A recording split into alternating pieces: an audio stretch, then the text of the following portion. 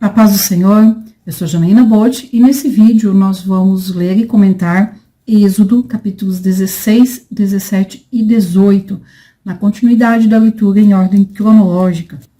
Nós terminamos o capítulo 15 com o povo hebreu acampando ali no deserto de Elim, onde tinha aquelas 70 palmeiras e muitas águas, 12 fontes de águas. E eles ficaram ali de 2 a 3 semanas. Veja, do dia que eles saíram do Egito até chegar no Mar Vermelho, foi 1 semana, 7 dias. Aqui vamos ao 16 e aí nós conseguimos ver melhor essa questão do tempo. E partidos de Elim, toda a congregação dos filhos de Israel veio ao deserto de Sim, que está entre Elim e Sinai, aos 15 dias do mês segundo, depois que saíram da terra do Egito. A Páscoa, lá no Egito, a noite onde os primogênitos foram mortos, aconteceu no 14º dia, primeiro mês, 14º dia. A morte dos primogênitos foi à meia-noite. Então, depois da morte dos primogênitos, até o amanhecer, os hebreus despojaram os vizinhos e saíram. Então, se a morte, a Páscoa foi na noite do 14º dia, então a saída deles foi no 15º dia do primeiro mês. E aqui é 15º dia do segundo mês. Então, são 30 dias que eles saíram do Egito. Nesses 30 dias, 1 semana até chegar no Mar Vermelho. Então, de 2 a 3 semanas de caminhar do Mar Vermelho até chegar no deserto de Elim, ficar ali acampado e depois caminhar mais um pouco e chegar aqui no deserto de Sim. Então, eles saíram do Egito com algumas comidas, com os pães asmos, né, o pão não fermentado, saíram com frutas, saíram com algumas coisas para comer nesse tempo. Nós vamos ver que aqui, depois de 30 dias, a comida acabou. Mas mesmo tendo visto as 10 pragas do Egito, visto Deus abrir o Mar Vermelho e tudo que aconteceu, eles não recorrem a Deus aqui. Vamos ver, versículo 2. E toda a congregação dos filhos de Israel murmurou contra Moisés e contra Arão no deserto. E os filhos de Israel disseram-lhes: quem dera que nós morrêssemos por mão do Senhor na terra do Egito, quando estávamos sentados junto às panelas de carne, quando comíamos pão até fartar, porque nos tens tirado para este deserto, para matar de fome a toda essa multidão. 2,5 milhões a 3 milhões de pessoas. Aqui, veja, eles já tinham reclamado outras vezes. Depois de passar o Mar Vermelho, eles reclamaram por conta da água lá em Mara. Então, aqui, novamente reclamando, aqui por conta de comida especificamente. Versículo 4. Então disse o Senhor a Moisés: eis que vos farei chover pão dos céus, e o povo sairá e colherá cada dia a porção para cada dia, para que eu veja se anda em minha lei ou não. Ou seja, Deus iria prová-los para ver se eles iam obedecer ou não. Na verdade, Deus é onisciente. Ele já sabia o que ia acontecer com o povo. A fala aqui é no sentido de ficar registrado na história que o povo por si só não estava sendo obediente, não iria ser obediente a um comando simples de Deus, que é pegar a porção de cada dia. E acontecerá o 6º dia, que prepararão o que colherem, e será o dobro do que colhem cada dia. Versículo 6. Então disse Moisés e Arão a todos os filhos de Israel: à tarde sabereis que o Senhor vos tirou da terra do Egito, e amanhã vereis a glória do Senhor, porquanto ouviu as vossas murmurações contra o Senhor. Porque quem somos nós para que murmureis contra nós? Ou seja, Moisés e Arão aqui questionando o povo: vocês estão murmurando contra nós, nós não somos nada. Versículo 8. Disse mais a Moisés: isso será quando o Senhor, à tarde, vos der carne para comer, e pela manhã pão a fartar. Porquanto o Senhor ouviu as vossas murmurações com que murmurais contra ele. Por quê? Quem somos nós? Vocês estão murmurando para nós, mas é contra Deus que vocês estão murmurando. Como Moisés dizendo isso. As vossas murmurações não são contra nós, mas sim contra o Senhor. Depois disse Moisés a Arão: dize a toda a congregação dos filhos de Israel: chegai-vos para diante do Senhor, porque ouviu as vossas murmurações. E aconteceu que quando falou Arão a toda a congregação dos filhos de Israel, E eles se viraram para o deserto, eis que a glória do Senhor apareceu na nuvem. A Bíblia não fala como foi que eles viram a glória do Senhor ali na nuvem. Se a nuvem mudou de forma, se ficou de uma cor diferente, se brilhou, a Bíblia não fala, e qualquer coisa que possamos imaginar aqui é conjectura. O que vale, o que ficou registrado é aquilo que nós precisamos saber. O povo viu algo diferente e soube que era a glória de Deus se manifestando ali. E em relação a esse versículo 10, que o povo viu a glória de Deus ali, a glória do Senhor apareceu na nuvem, muitas vezes nós perdemos um tempo, queremos saber exatamente o que foi. E não é esse o objetivo. Porque se fosse para saber o que era, com certeza Deus teria inspirado Moisés a escrever. Então, o que fica aqui é de que o povo viu algo diferente e percebeu que era a glória do Senhor. Entendeu que era a glória do Senhor ali. Versículo 11. E o Senhor falou a Moisés dizendo: tenho ouvido as murmurações dos filhos de Israel. Fala-lhes dizendo: entre as 2 tardes comereis carne. E pela manhã vos fartareis de pão, e sabereis que eu sou o Senhor vosso Deus.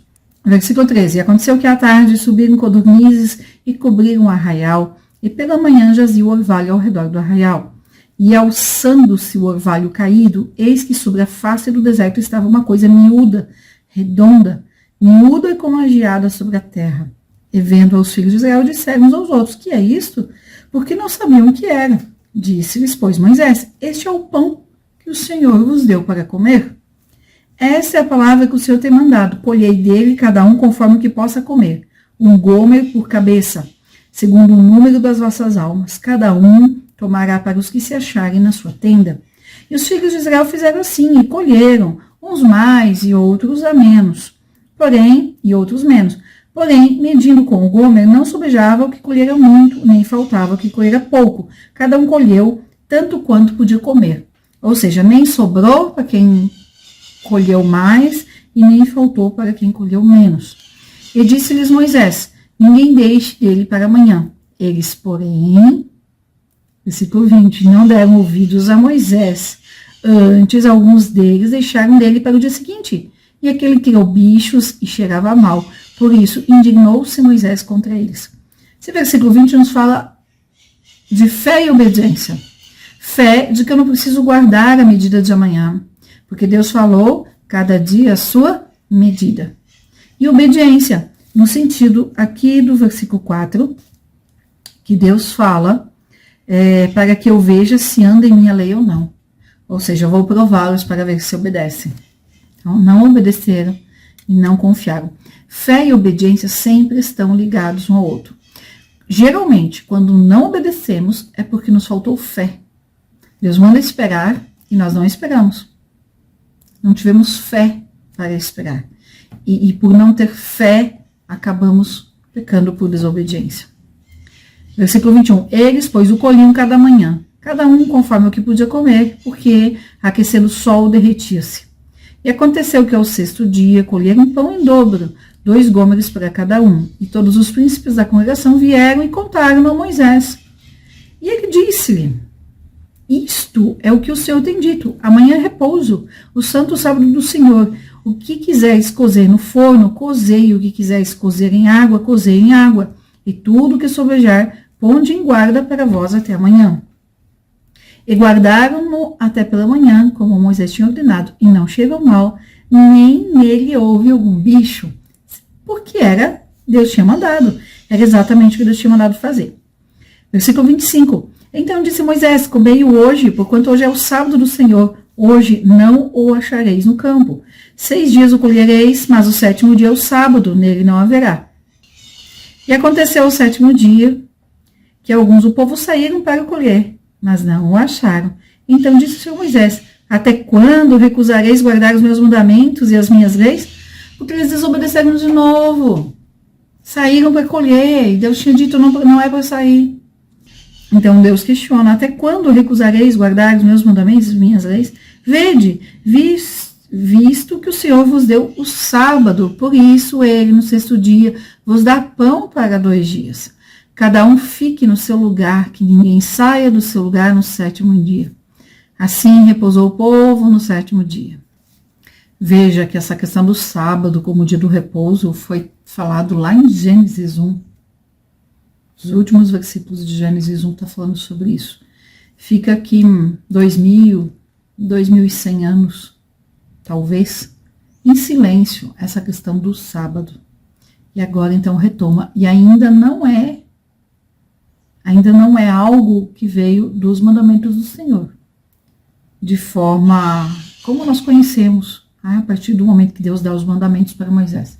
Mas aqui vem como um princípio bíblico de descanso, de repouso, e um dia específico para adorar ao Senhor. Versículo 30, assim repousou o povo no 7º dia. 31, e chamou a casa de Israel o seu nome Maná. Então veja que Maná é uma palavra, um nome, né? Uma palavra, um nome que foi dado pelo povo para aquela, como que uma sementinha que Deus dava ali todos os dias. Ou como Moisés disse, o pão do céu. E era como semente de coentro, era branco e o seu sabor como bolos de mel. E disse Moisés, essa é a palavra que o Senhor tem mandado. Encherás um gomer dele e o guardarás para as vossas gerações, para que vejam o pão que vos tenho dado a comer neste deserto, quando eu vos tirei da terra do Egito. Disse também Moisés a Arão, toma um vaso e mete nele um gomer cheio de maná, e põe-no diante do Senhor em guarda para as vossas gerações. Então aqui ainda não tinha onde guardar, não tinha uma arca, não tinha uma caixa, nada disso. Era um vaso que eles iriam pegar, colocar ali uma medida e guardar para servir de testemunho para as vossas gerações, né? Para as gerações seguintes. Como o Senhor tinha ordenado a Moisés, assim Arão o pôs diante do testemunho em guarda. E comeram os filhos de Israel o maná 40 anos, até que entraram em terra habitada. Comeram maná até que chegaram aos termos da terra de Canaã. Esses termos aqui nos limites, na fronteira de Canaã. E um gomer é a 10ª parte do efa. Então, por curiosidade, quanto que era esse gomer? Qual que era a medida aqui desse gomer? A 10ª parte do efa. Então, o efa que está aqui era uma medida que variou muito nesses tempos, variava muito, mas algo entre 20 e 40 litros. Então, vamos imaginar que fosse 40 litros. Então, o gomer era a 10ª parte. Então, se o efa era 40 litros, o gomer era de 4 litros. Se o efa era de 20, o gomer era de 2 litros. Então, para você ter uma ideia, pega a sua panela de pressão, pega uma panela em casa e dá uma olhada ali na medida dela. Entre 2 e 4 litros era esse gomer aqui, que era a medida a mais que deveria ser colhida no 6º dia, para poder atender as necessidades do 7º dia. Bom, aí o povo está acampado aqui então no deserto de Sim. Eles vão ficar aqui uns dias. Vamos para o capítulo 17. Depois, ou seja, depois de resolver essa questão da comida, o texto aqui fala claramente que é o que eles vão comer durante todo o deserto, durante todo o tempo no deserto, o maná, com exceção das codornizes. As codornizes aconteceram aqui e depois vai ter mais um episódio com elas bem lá na frente, lá em Números, nós vamos ler sobre isso. Quando chegar lá, então, nós comentamos o porquê de as codornizes serem somente nessas duas ocasiões de forma muito especial. Capítulo 17, versículo 1. Depois, toda a congregação dos filhos de Israel partiu do deserto de Sim pelas suas jornadas, segundo o mandamento do Senhor, e acamparam em Refidim, e não havia ali água para o povo beber. Deus está forjando no seu povo uma nova identidade. Falei isso no vídeo anterior um pouquinho sobre a formação da identidade de um povo, uma nação. É necessário, para ser uma nação, a posse da terra, um idioma e usos e costumes próprios. Aqui eles já tinham um idioma, não tinham posse da terra e também não tinham usos e costumes próprios. Os usos e costumes deles tinham uma influência do Egito. Então precisava ter uma mudança. Se Deus pegasse eles aqui e levasse direto para a terra de Canaã, eles iriam entrar lá ainda com muita coisa de influência do Egito e de outros povos ali da região onde eles passaram antes de serem escravos no Egito. Lembrando que eles foram escravos no Egito por 215 anos. Os 215 anteriores a isso, eles viveram na região de Canaã, todos aqueles lugares onde Abraão, onde Isaac, onde Jacó haviam habitado, haviam peregrinado. Eles tinham influências aqui de muitos povos, de muita gente.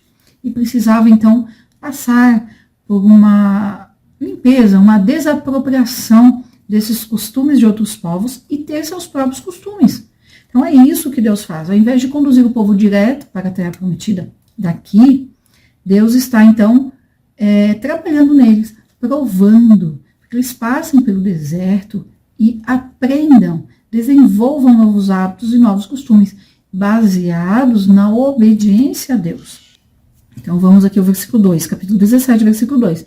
Então contendeu o povo com Moisés e disse, de novo, murmurando e reclamando, dá-nos água para beber. E Moisés lhes disse, por que contendeis comigo? Por que tentais ao Senhor? Tendo, pois, ali o povo sede de água, o povo murmurou contra Moisés e disse, por que nos fizeste subir do Egito para nos matares de sede? A nós, aos nossos filhos e ao nosso gado. E clamou Moisés ao Senhor, dizendo, que farei este povo? Daqui a pouco me apedrejarão.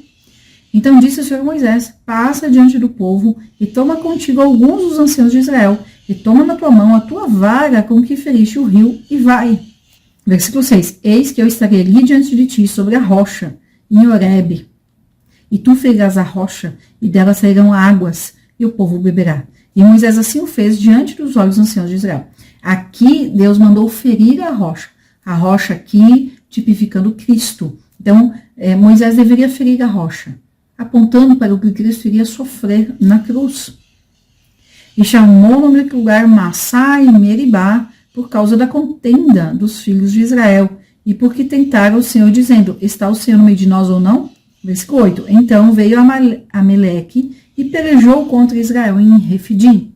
Pelo que disse Moisés a Josué, escolhe-nos homens e sai e peleja contra Amaleque. Amanhã eu estarei no cume do outeiro e a vara de Deus estará nas minhas mãos. E veja quem aparece aqui na história, então, Josué. A história extra-bíblica fala que Josué estava aqui com cerca de 40 anos. Versículo 10, e fez Josué como Moisés lhe dissera, pelejando contra Amaleque. Mas Moisés, Arão e Hur subiram ao cume do outeiro. E acontecia que quando Moisés levantava sua mão, Israel prevalecia, mas quando ele abaixava sua mão, Amaleque prevalecia. Esse Amaleque é descendente de Esaú. Porém, as mãos de Moisés eram pesadas. Por isso, tomaram uma pedra e a puseram debaixo dele para sentar-se sobre ela. E Arão e Hur sustentaram suas mãos, um de um lado e o outro do outro. Assim ficaram suas mãos firmes até que o sol se pôs. E assim Josué desfez a Amaleque e a seu povo ao fio da espada. Então disse o Senhor a Moisés, escreve isto para a memória num livro e relata-o aos ouvidos de Josué, que eu totalmente hei de riscar a memória de Amaleque de debaixo dos céus. Então aqui um aviso, como um aviso para os amalequitas e também uma promessa para Josué. Relata, escreve no livro para a memória e relata aos ouvidos de Josué, né, que eu vou destruir, vou riscar a memória de Amaleque de debaixo dos céus. Versículo 15. E Moisés edificou um altar e chamou o seu nome, o Senhor é a minha bandeira. E disse, porquanto jurou o Senhor, haverá guerra do Senhor contra Amaleque de geração em geração. Nós vamos ver o que vai acontecer com os amalequitas lá mais para frente, durante o tempo dos reis de Israel. Mas o que eu quero chamar a atenção aqui é o versículo 14. Então disse o Senhor a Moisés, escreve isto para a memória num livro. Então aqui nós temos um versículo conectando ao nascimento da Bíblia. Em um livro. Não é um livro sobre isso daqui, mas é num livro, onde teriam outras coisas ainda a serem escritas. Então aqui Moisés começa a registrar. Eu sigo a linha que acredita que Moisés escreveu o livro de Jó, em primeiro lugar, depois Gênesis, começou ali a escrever Gênesis e começa a registrar as coisas de Êxodo. Então, possivelmente aqui, ele começa a registrar. E nós vamos ver no capítulo 18, agora na sequência, algo que muda totalmente a forma de escrever de Moisés. Vamos ao capítulo 18, então. Ora, Jétro, sacerdote de Midian, sogro de Moisés, ouviu todas as coisas que Deus tinha feito a Moisés e a Israel, seu povo, como o Senhor tinha tirado a Israel do Egito. E Jétro, sogro de Moisés, tomou Zípora e a mulher de Moisés, depois que lhe a enviara. Quando Moisés volta para o Egito, ele volta acompanhado ali da esposa e dos filhos. Quando Moisés está voltando para o Egito, depois de 40 anos em Midian, ele está ali com a esposa e com os 2 filhos naquela hospedagem que eles ficaram ali no capítulo 4. Depois dali, em algum momento, Moisés manda a esposa e os filhos de volta para Midian. Ele não sabe quanto tempo que eles vão ficar no Egito negociando ali com o faraó pela liberdade do povo. Moisés não sabia o tempo que seria. Então ele manda a esposa e os filhos de volta. E no fim das contas, eles não ficam tanto tempo lá em Midian. Eles vão ficar o tempo das 10 pragas, o que eu acredito que tenha sido entre 6, 7 meses, talvez 9 meses, né? Mas mais para 6 meses do que para 9. E mais esse tempo aqui, 1 mês e meio já aqui no capítulo 18, no deserto. Então, não era nem 1 ano que eles tinham se separado, bem menos que isso. E aí Jétro os traz de volta, então. Versículo 2. E Jétro, sogro de Moisés, tomou Zípora, a mulher de Moisés, depois que ele a enviara, com seus 2 filhos, os quais um se chamava Gerson, porque disse, eu fui peregrino em terra estranha. E outro se chamava Eliezer, porque disse, o Deus de meu pai foi minha ajuda, e me livrou da espada de Faraó. Vindo, pois, Jétro, o sogro de Moisés, com seus filhos e com sua mulher a Moisés no deserto, ao monte de Deus, onde se tinha acampado, disse a Moisés, eu, teu sogro Jétro, venho a ti, com tua mulher e seus 2 filhos com ela. Então saiu Moisés ao encontro de seu sogro, inclinou-se, beijou-o, e perguntaram um ao outro como estavam, e entraram na tenda. E Moisés contou ao seu sogro todas as coisas que o Senhor tinha feito a Faraó e aos egípcios por amor de Israel, e todo o trabalho que passaram no caminho, como o Senhor os livrara. Então veja que Moisés começa contando ali para o seu sogro o que Deus fez, em primeiro lugar, as coisas que o Senhor tinha feito a Faraó e aos egípcios, por amor. E depois ele conta tudo o que passaram no caminho. No caminho de onde? Desde a saída do Egito até aqui. Versículo 9. E alegrou-se Jétro de todo o bem que o Senhor tinha feito a Israel, livrando da mão dos egípcios. E Jétro disse, bendito seja o Senhor, que vos livrou das mãos dos egípcios e da mão de Faraó, que livrou este povo de debaixo da mão dos egípcios. Agora sei que o Senhor é maior que todos os deuses, porque na coisa em que se sobrebeceram, os sobrepujou. Por esse versículo, muitos deduzem que Jétro acreditava em vários deuses, o que era muito comum nessa época e ali na região do Oriente Médio, em toda essa região aqui. Isso é possível? É, mas não está claro isso. Então, precisamos ir com cuidado aqui no que se refere a essa declaração dele. Versículo 12. Então tomou Jétro, o sogro de Moisés, holocaustos e sacrifícios para Deus.